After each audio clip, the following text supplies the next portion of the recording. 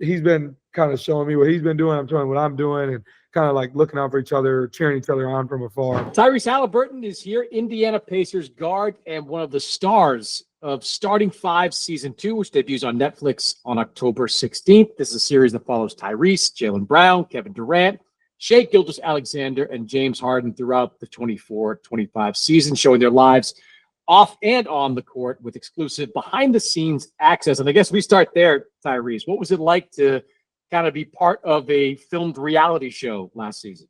Yeah, it was interesting. You know, early in the year, I was very poor early in the year, and I was like, I think I was more worried about the basketball part, of course, but I was a little like, oh my God, I wish they had last year when we went to the Eastern Conference Finals, and now I'm playing like shit, and this is gonna be on TV, and you know, obviously we turned things around. I'm thankful for it, and the team at Netflix was so amazing. My producer for the show, Sammy Khan, was so amazing at allowing me the right amount of privacy, but also sharing some special moments as well. So really thankful for him. And I think my family was a little like, my mom hates cameras, so my mom was a little like, I don't like this.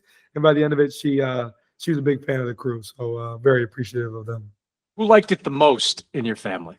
Who you know that answer.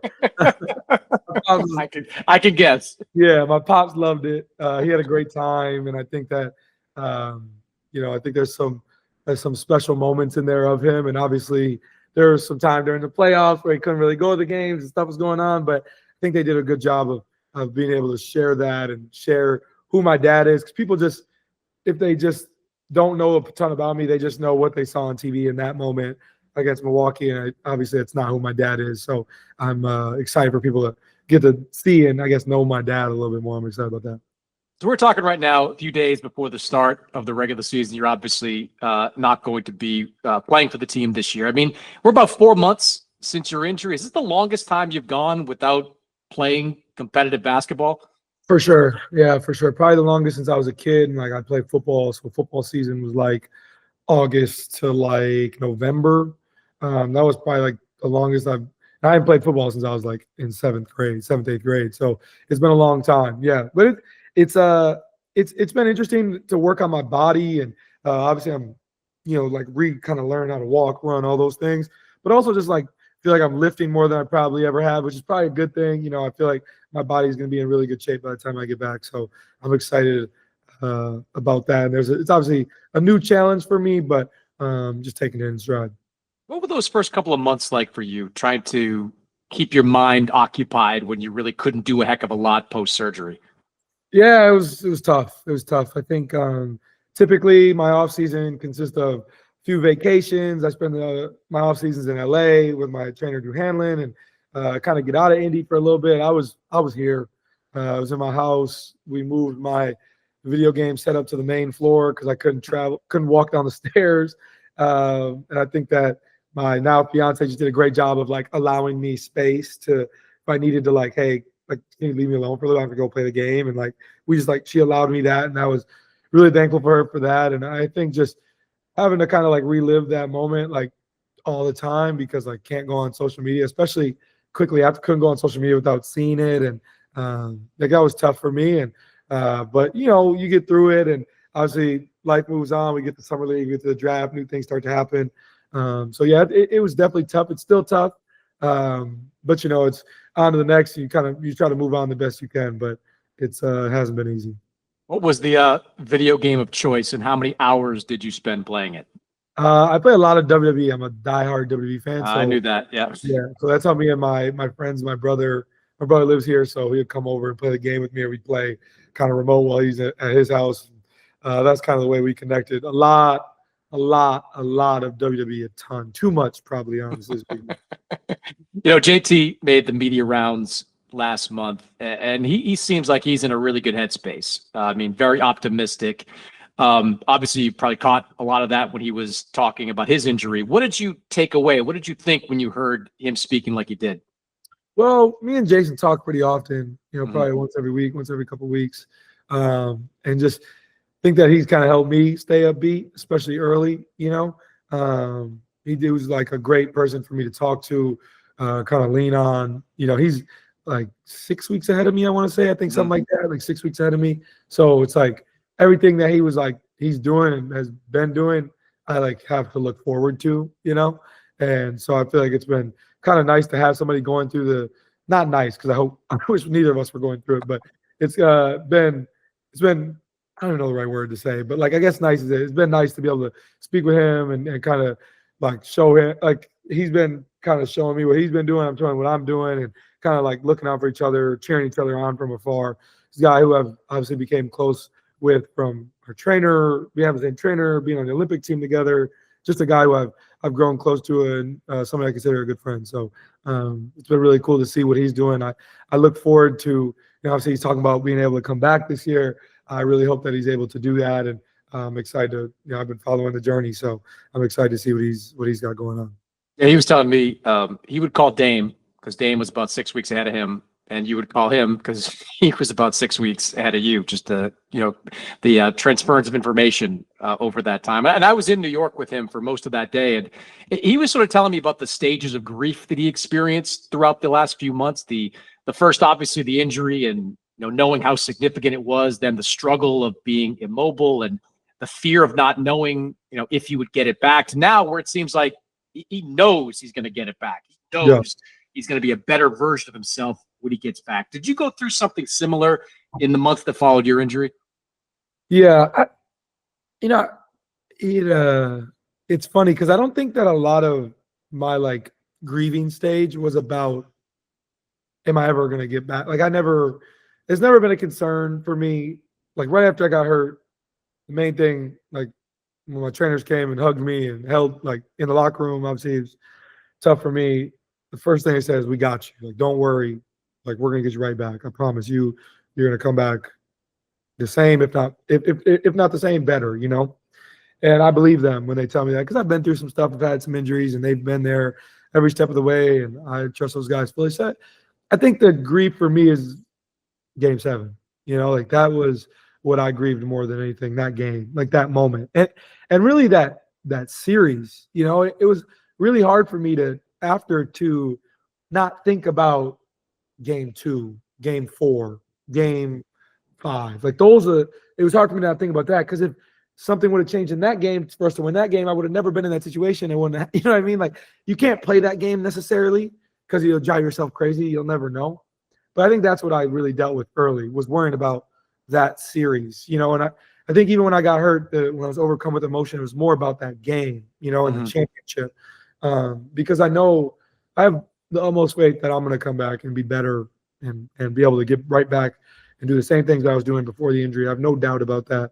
I think a lot of the grief for me was the series itself, the championship, because it felt like it was right there. So I think that was more of it. I think it's a little different than what me and Jayson like have talked about. But I think that's kind of where my head was at, and I'm not. I don't think I'll ever be over it. If I'm being honest, like I'll never be fully over it and just be able to move on. Like it's really hard, but the plan and the goal in life is to get right back there and obviously reach the mountaintop. So, I know it takes some time, but I definitely still have days and nights and moments where I think a lot about that series. So that's what I think I grieve more than anything. We saw Jayson post maybe the greatest 12-second sizzle reel in recent internet history, where he was on the court in Boston doing his thing. Where are you at with all this? Like, where are you physically? What can you do at this point? Yeah, I'm not far off. I'll tell you that. I'm jumping, starting to run. I'm working out. I'm doing a little bit of everything.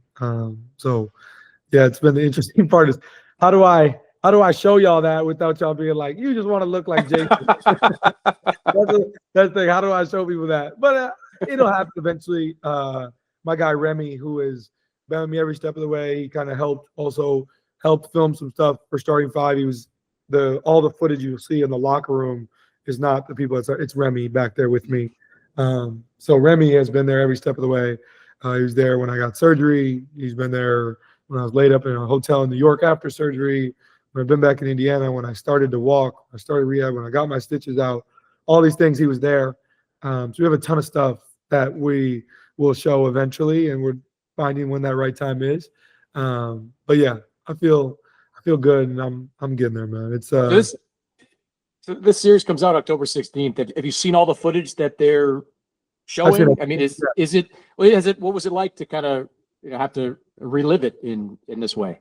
Yeah, the early in the year is funny because it feels like so long ago. You know, it feels like such a long time ago.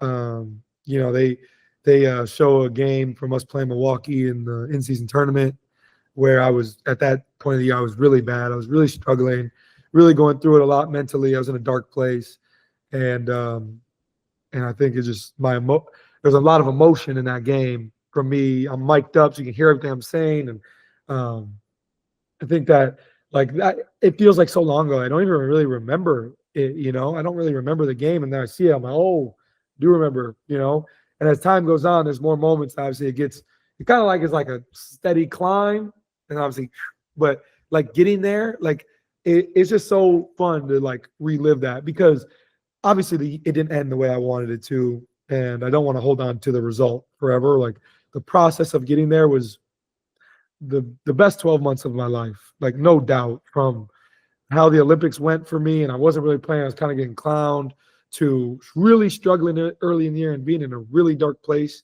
to kind of overcoming that and ultimately making third team All NBA and getting to the playoffs and having all these special moments and reaching the NBA Finals. Like it's so special for me, and I'm glad that that's going to live forever on a platform like Netflix, to where, you know, hopefully one day my kids and people are able to see that and relive that and remember what that was. But yeah, I'm really excited to see the whole thing because, you know, like when I kind of reviewed it, I didn't necessarily care. Like they were really showing me like the other guys' clips. I didn't get to see Jalen, and I didn't get to see James and Shea and those guys. So for me, when I get to watch it fully, I'll see everybody, you know, and I'm excited to see how it transitions from player to player, what other guys have to say about things that were going on. I think that's what I'm most excited to see. Like my stuff, like I lived it. I don't need to see it necessarily. It's the other guys' stuff that I'm excited about. And just one last thing, it's inconsequential now given everything that played out. But when you were going through the stuff mid-season, you know, what I was hearing about you was that it was as much a confidence issue as anything else. Were you dealing with kind of a crisis of confidence when you were kind of going through those rough patches on the floor? Yeah, I just think I'm being 100% transparent. Like for me, like a lot of that stuff early in the year was just like mentally, like it was just I was in a really bad spot. Like felt like my body wasn't 100%, but nobody's body's ever really 100%. But I was coming off the playoffs or the Olympics where I got hurt at the end of the Olympics.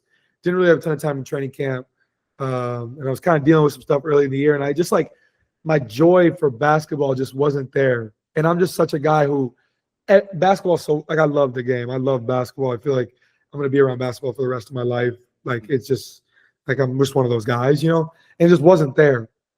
And it just took me to come out, speak to our sports therapist with the Pacers, Coach Carlisle, sit down with those guys and say, hey, I am not okay. Like, I know you guys are doing your best to like look out for me, try to have conversations about basketball, but I'm just not okay in life, you know. And like I need to tell you guys that just so I can speak through that. And let's work through what is going to be the best route for me. Like, you know, like how can I get to where I need to be? You know, should I take some time where I'm not there, you know, like so I can like kind of get my mind right. Like, what is it going to be? For me, it's like there's a lot of different things that went into it. But we obviously ultimately got out of it and moved on. But yeah, I think a lot of it was just me mentally, just wasn't in a good spot. And I'm really thankful for the people around me, my family, my loved ones, sports therapists, Coach Carlisle and the staff, teammates. Like I got through that, and I'm really thankful for, you know, and proud of myself for getting through that and ultimately having the year I had. Well, it's great to see you in a good space now, Tyrese. So just like Jayson and Dame, I'm sure that the comeback is going to be epic. The comeback is going to be fantastic when it happens next season, man. Good luck with the rehab, and I'm looking forward to seeing the full series starting 5, October 16th, live on Netflix. Looking forward to catching up later. Yeah, appreciate it, Chris. Thank you for having me.